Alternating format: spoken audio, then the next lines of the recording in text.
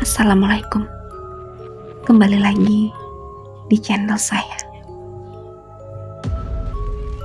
Sebelumnya, yang belum subscribe, tolong subscribe dan aktifkan tanda loncengnya supaya kamu tidak ketinggalan cerita-cerita menarik dari saya. Tunggu. Santi berucap dengan mata yang tak beranjak dari mani Surti yang masih menyiratkan ketakutan. "Kenapa?" tanya Surti heran. Dia tak sedikit pun curiga dengan Santi yang mengetahui masa lalu dari kain tersebut. Baginya, hanya dia, Pandi, dan Mbok Jum yang tahu tentang asal-usul kain jari tersebut. Santi tak menjawab. Pandangannya beralih pada Dimas yang menatap mereka dengan heran. Sejak melihat Dimas, Santi memang sudah curiga. Surti mengatakan jika Dimas dan Mira adalah anak kembar, namun tidak identik. Tapi Dimas sama sekali tidak mirip dengan Pandi ataupun Surti. Berbeda dengan Mira yang sangat mirip dengan Surti. Dari cara berjalan dan postur tubuh Dimas, dia sama sekali tak memiliki kemiripan dengan Pandi maupun Surti. Dimas justru sangat mirip dengan laki-laki yang tega menyelingkuhi Marni dan berakhir mengenaskan di sungai penyeberangan.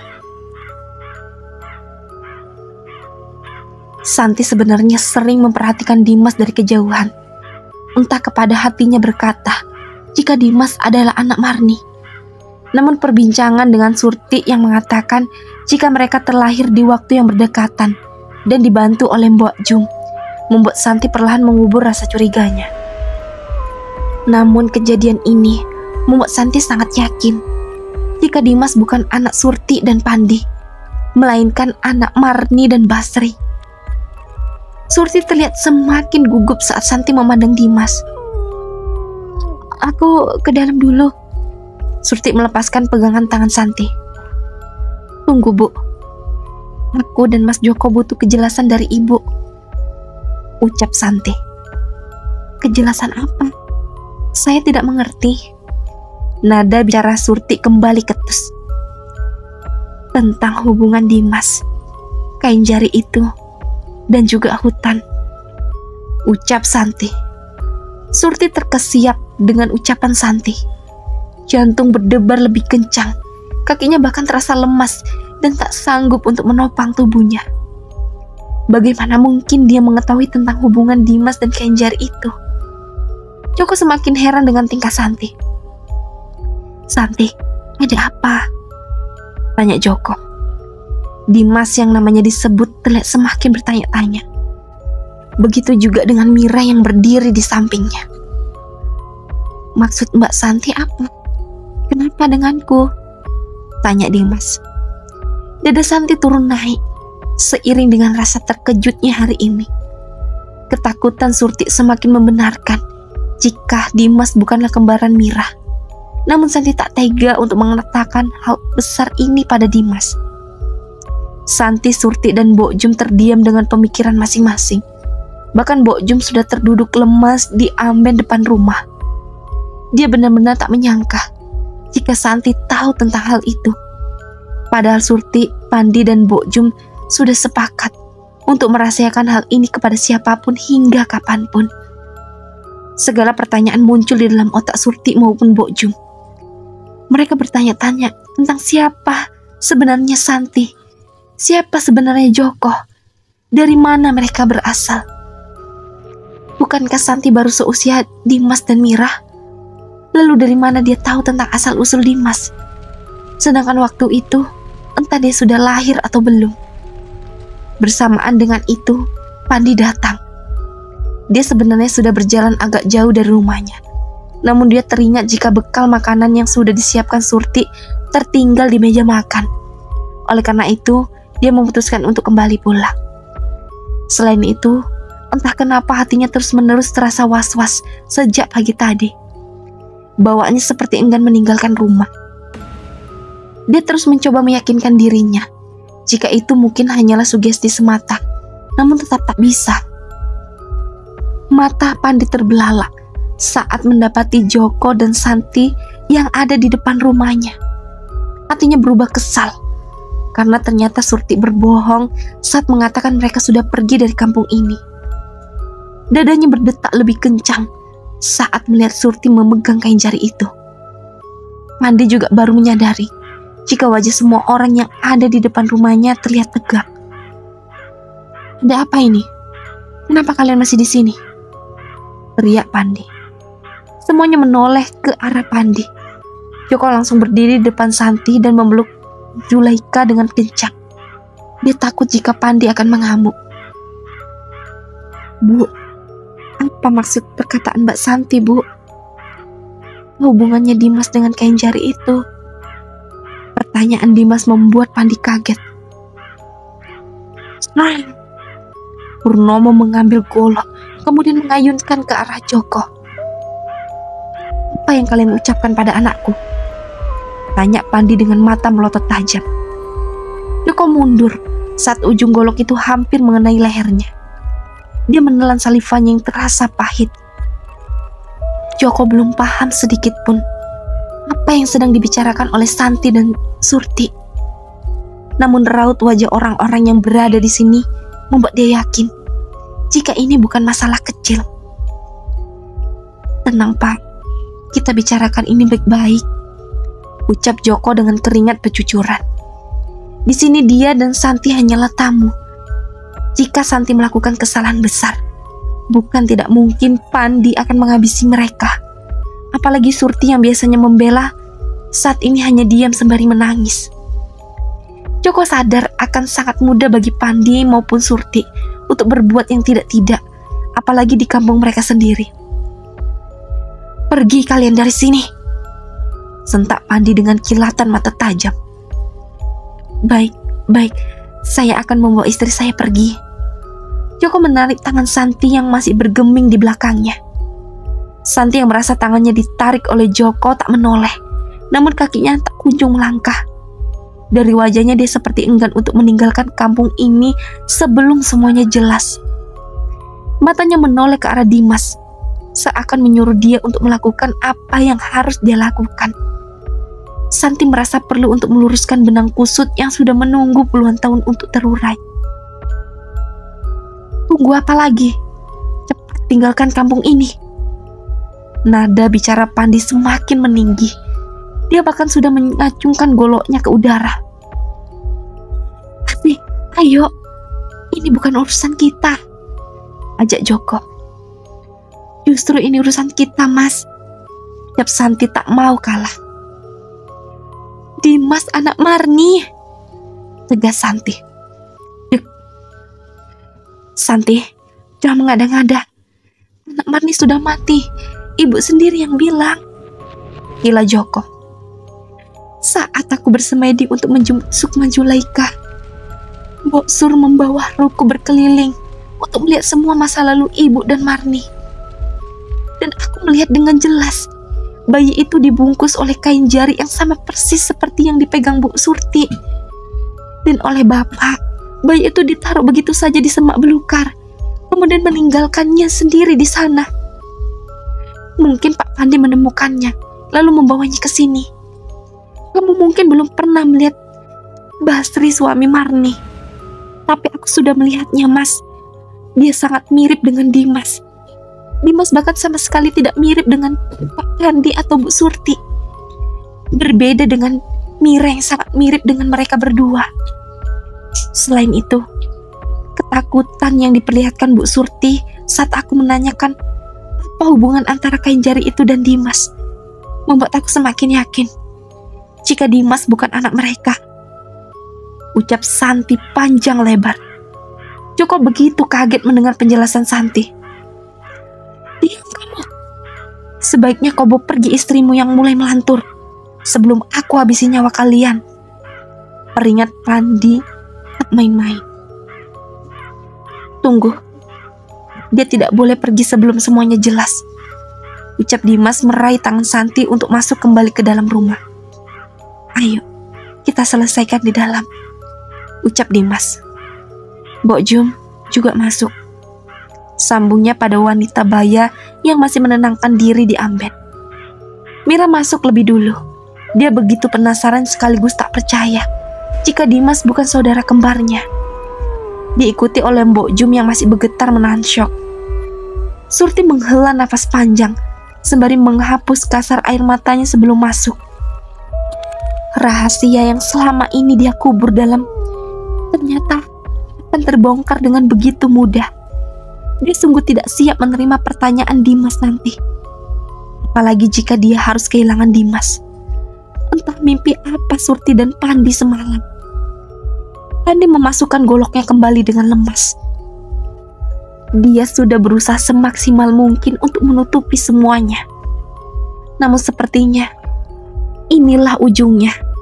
Dia berjalan gontai dengan jantung yang berdetak begitu kencang.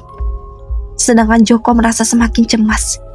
Dia takut terjadi sesuatu yang buruk dalam nanti.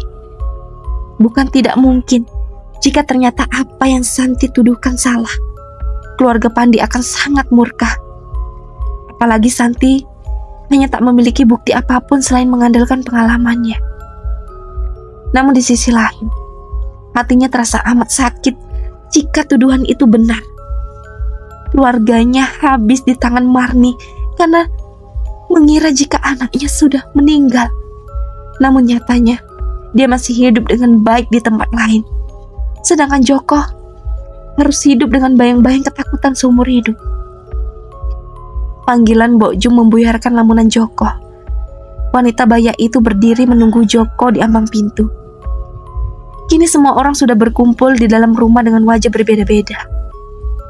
Ada yang terlihat penasaran, panik, dan ada yang juga terlihat kecewa. Hanya Julaika yang masih terlelap dengan tenang di pangkuan Joko. Mbok Jum duduk di antara Santi dan Pandi sebagai penengah. Sedangkan di sisi lain, Surti duduk diapit oleh Dimas dan Mira. Dan Joko duduk di sebelah Santi sembari menggendong Julaika. Dimas, sebelumnya Mbok minta maaf sama kamu. Mbok memang tahu tentang asal-usul kamu. Tapi Mbok pikir itu tak perlu dipermasalahkan karena kamu sudah menemukan orang tua yang tepat, yang menyayangi kamu tanpa membeda-bedakan dengan anak kandung sendiri. Sehingga Mbok setuju dengan ibu dan bapakmu untuk merahasiakan semua ini hingga kapanpun. Mbok Jum menjeda ucapannya.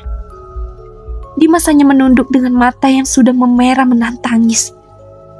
Tak pernah sedikit pun terlintas dalam pikirannya jika ternyata dia bukan anak Surti dan Pandi.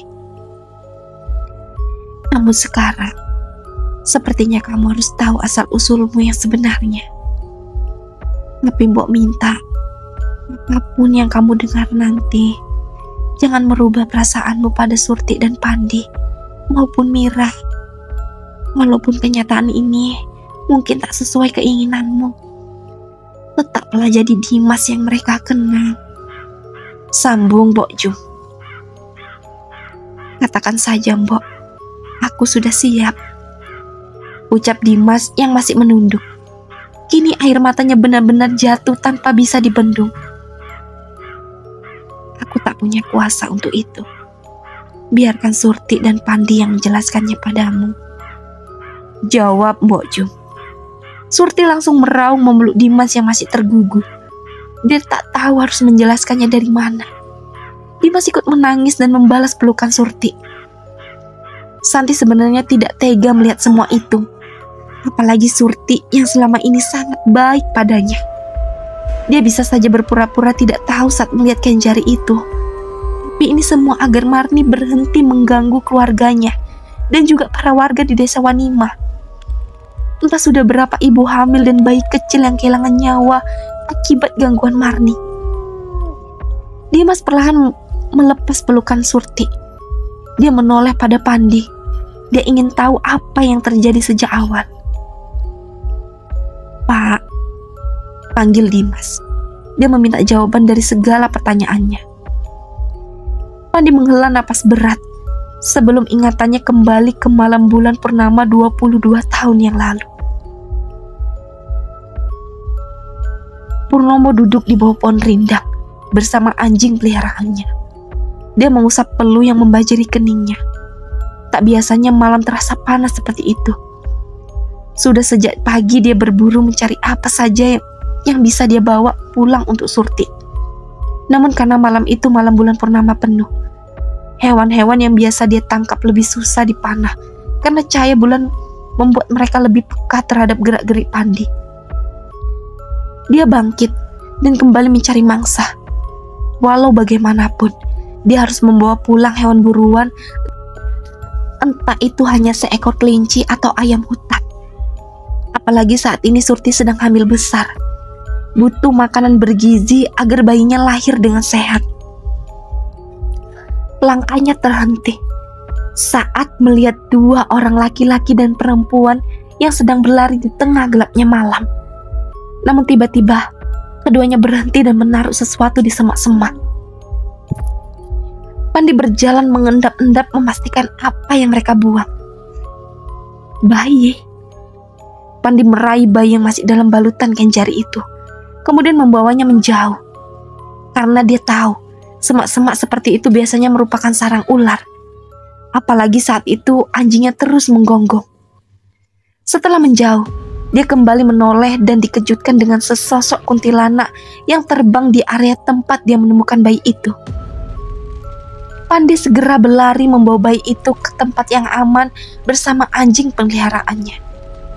Setelah dirasa aman, dia mencoba melihat wajah bayi dalam pangkuannya. Namun karena cahaya bulan menghilang tertutup awan, dia tak bisa melihatnya dengan jelas. Pandi bimbang antara membawanya pulang atau tidak. Tapi dia tak tega jika harus meninggalkan bayi itu sendirian di tengah hutan belantara. Bisa-bisa dia dimakan hewan buas. Lebih baik aku bawa pulang saja, gumam Pandi. Dia memasukkan ke dalam jaket agar tak terkena hembusan angin malam. Begitu jauh perjalanan yang harus dia tempuh untuk kembali ke kampungnya. Sekitar pukul 5 subuh, barulah dia sampai di rumah sederhana yang sudah dia huni sejak 3 tahun lalu bersama Surti. Dia segera mempercepat langkah saat mendengar rintihan dari dalam rumah. Dia membuka pintu dengan kasar. Terlihat Surti yang sedang duduk sembari memegangi perutnya yang sudah membuncit di usia kandungan yang mencapai 9 bulan. "Kamu kenapa?" Pandi bersimpu di depan sang istri. "Sepertinya aku mau melahirkan, Mas," jawab Surti sembari meringis. Pandi tersenyum, karena sebentar lagi dia akan menjadi seorang bapak. "Kalau begitu, biar ku panggil dulu Mbok Jum." Pandi berlari keluar, namun dia kembali masuk ke dalam rumah. "Kenapa lagi, Mas?" Pandi mengeluarkan bayi yang dia temukan dari dalam jaketnya. "Bayi siapa itu, Mas?" tanya Surti. "Entahlah, aku menemukannya di hutan. Tapi sejak tadi, dia tak bangun atau menangis," jawab Pandi. Dia kembali berlari keluar menuju rumah dukun beranak. Dengan susah payah, Surti mendekati bayi mungil itu. Dia mencolek pipi sang bayi yang terasa dingin, namun wajahnya tidak pucat atau membiru. "Kenapa dia tak mau bangun?" gumam Surti. Dia ingin sekali menggendongnya, namun dia tak kuasa menahan rasa sakitnya saat ini. Mbok Jum datang dan segera membantu persalinan Surti. Lalu lahirlah seorang anak perempuan dari rahim Surti. Pandi terlihat sangat senang, walaupun dia sebenarnya menginginkan anak laki-laki agar bisa diajak berburu nantinya. Setelah selesai dengan Mira, Mbok Jum mendekati bayi yang dibawa Pandi dari hutan.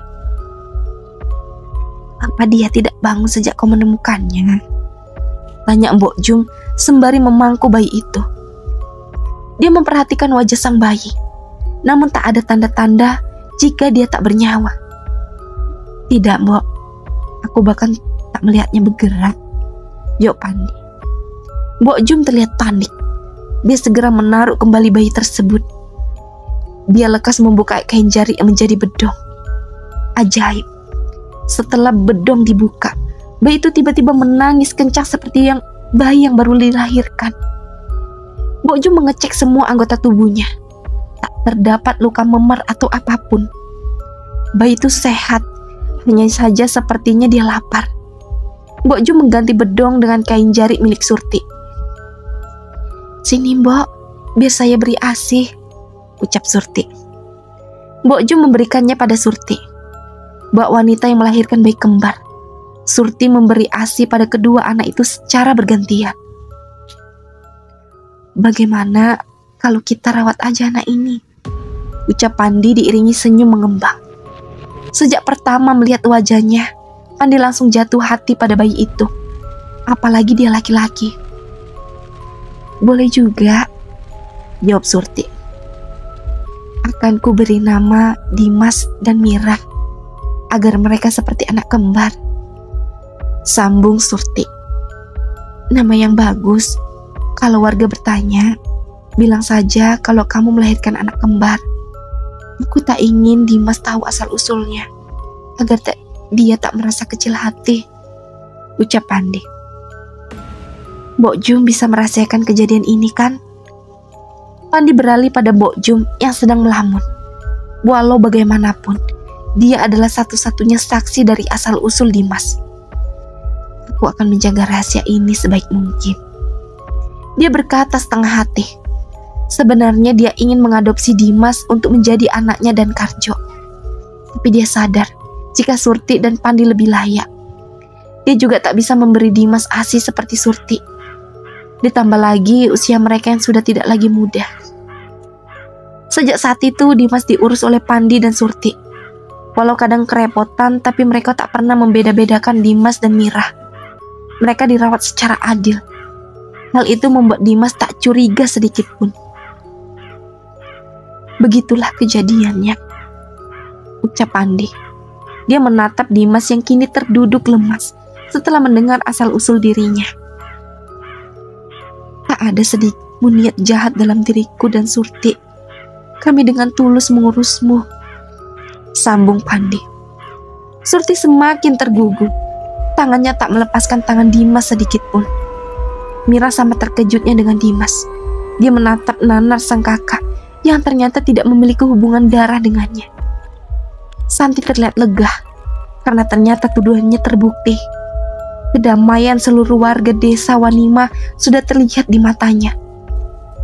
Dia harus membawa Dimas ke desa Wanima agar Marni bisa berhenti dan kembali ke alam yang seharusnya. Namun yang terlihat lemas bukan hanya Dimas, tapi juga Joko. Gemuruh di dadanya mulai terasa setelah mengetahui jika anak musuh bebuyutannya ternyata masih hidup.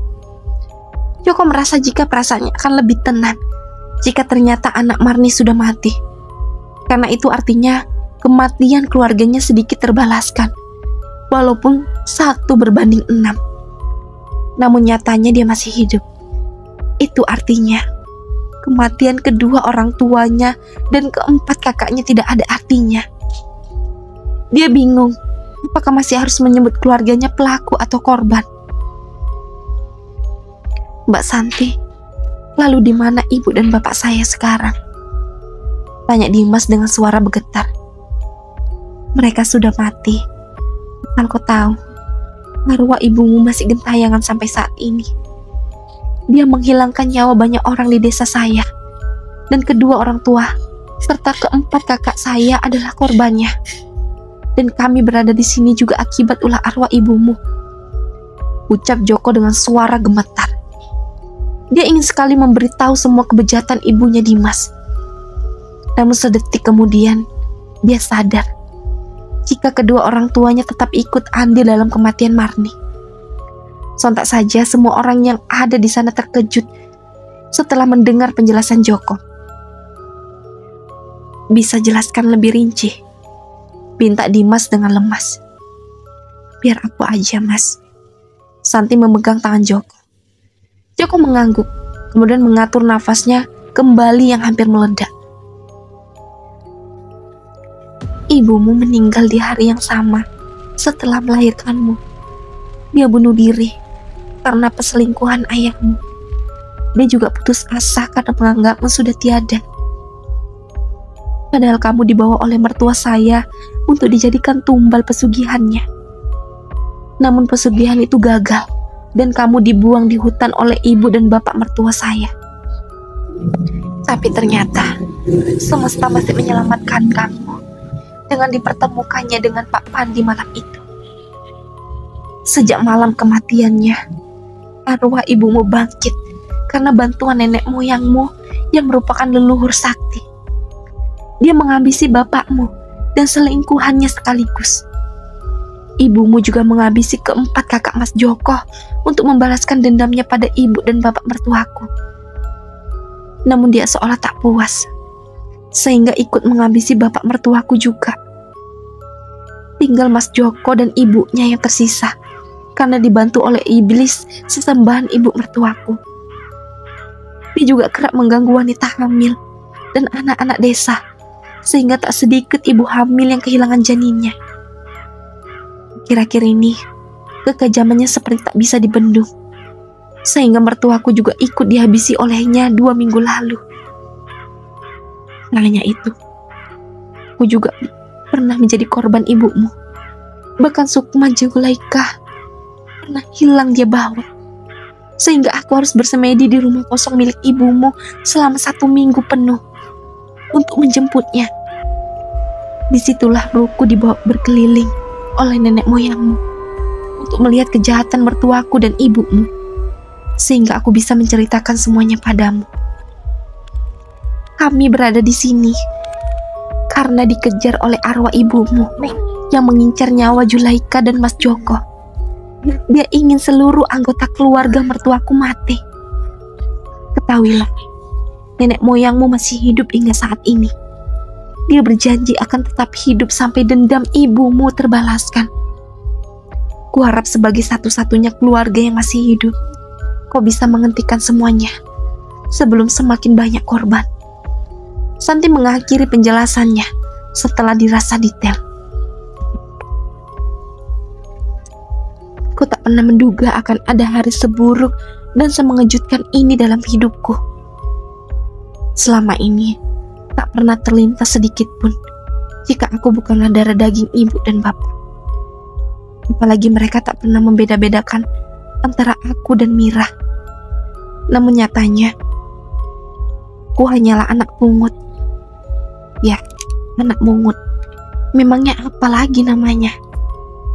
Ibu dan bapak begitu lihai menyembunyikan rahasia ini, sehingga tak ada satu orang pun yang curiga, termasuk aku. Bapak memang dingin dan cuek, namun itu bukan hanya berlaku untukku, tapi untuk semua orang. Awalnya aku tak percaya saat Mbak Santi mengatakan jika aku adalah anak dari seorang wanita bernama Marni, yang entah siapa, bagaimana wajahnya, di mana keberadaannya, aku pun tak tahu. Namun ternyata Bapak membenarkan hal itu dengan menjelaskan semua asal-usulku. Walaupun Bapak dan Mbak Santi hanya menjelaskan secara garis besarnya saja, tapi semuanya seakan sejalan dan tersambung. Apalagi ibu yang menunjukkan perangai ketakutan, membuat aku semakin yakin dengan cerita mereka. Tak hanya itu, ada Mbok Jum yang juga menjadi saksi hidupku hari itu. Lalu apa lagi yang bisa aku ragukan? Tidak mungkin mereka repot-repot membuat cerita bohong seperti ini kan? Apalagi Bapak yang menjelaskannya. Namun saat ini, aku masih bingung. Harus senang atau sedih? Senang karena aku tahu siapa ibu kandungku, walaupun entah di mana keberadaannya. Atau sedih, karena ternyata aku bukan anak ibu dan bapak. Aku sudah terlanjur menyayangi mereka berdua. Walaupun bapak jarang menyapa atau bergurau denganku, tapi aku tahu hatinya baik. Dia tak pernah mengeluh untuk mencukupi kebutuhan kami. Begitu juga dengan ibu. Walaupun tak ada hari tanpa memarahi aku dan Mira, tapi dia tak pernah bermain tangan. Semua itu dia lakukan agar kami menjadi lebih baik. Tapi tunggu, bukankah tadi Mbak Santi bilang jika ibuku sudah lama meninggal dunia, tepatnya bersamaan dengan hari kelahiranku? Begitu juga dengan bapak kandungku. Itu artinya aku sudah tak punya siapa-siapa lagi. Saya harap Dimas bersedia untuk ikut dengan kami ke desa Wanima. Saya butuh kamu untuk menghentikan dendam arwah ibumu di sana, ucap Mbak Santi. Dia menatapku dengan memohon. Setelah mendengar perkataan itu, ibu semakin histeris dan memelukku sangat erat. Jangan tinggalkan ibu, Dimas, serunya diiringi isak tangis. Hal yang sama juga dilakukan Mira. Seingatku, baru kali ini dia memelukku seperti ini.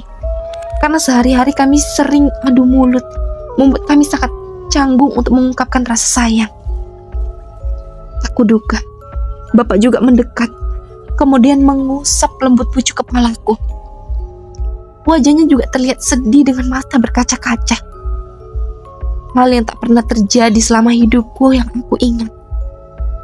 Keluarga kami memang tak sehangat keluarga yang lain, yang bebas mengungkapkan rasa sayang.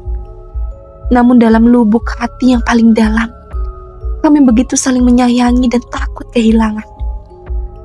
Entah mengapa, aku merasa perlu untuk datang ke sana dan menghentikan kejahatan arwah ibu.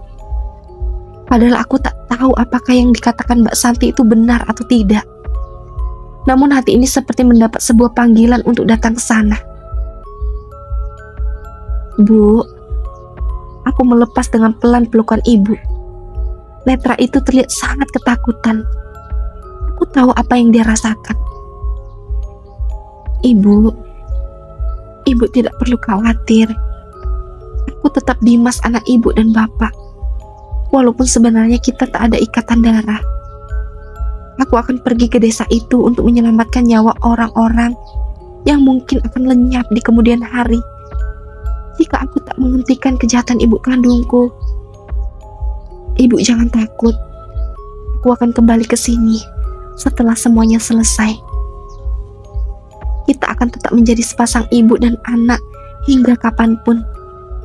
Terima kasih karena ibu dan bapak sudah bersedia merawatku hingga saat ini, tanpa membeda-bedakan antara aku dan Mira.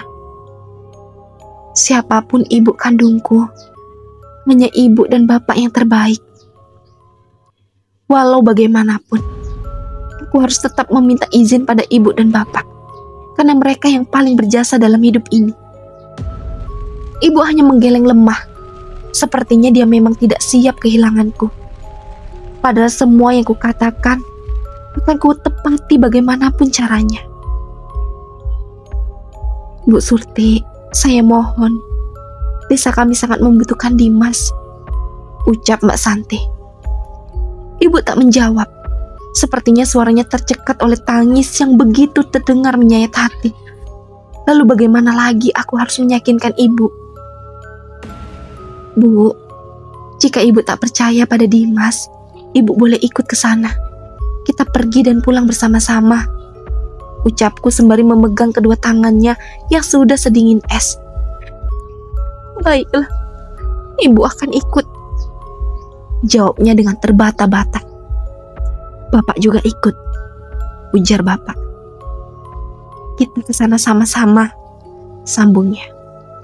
Aku merasa lega karena aku memiliki pendamping di sana. Jujur saja, aku belum tahu apa yang akan kulakukan nanti. Apalagi yang akan kuhadapi adalah arwah, bukan manusia. Yang masih penasaran, lanjut ke part selanjutnya. Dan jangan lupa aktifkan tanda loncengnya dan subscribe. Assalamualaikum.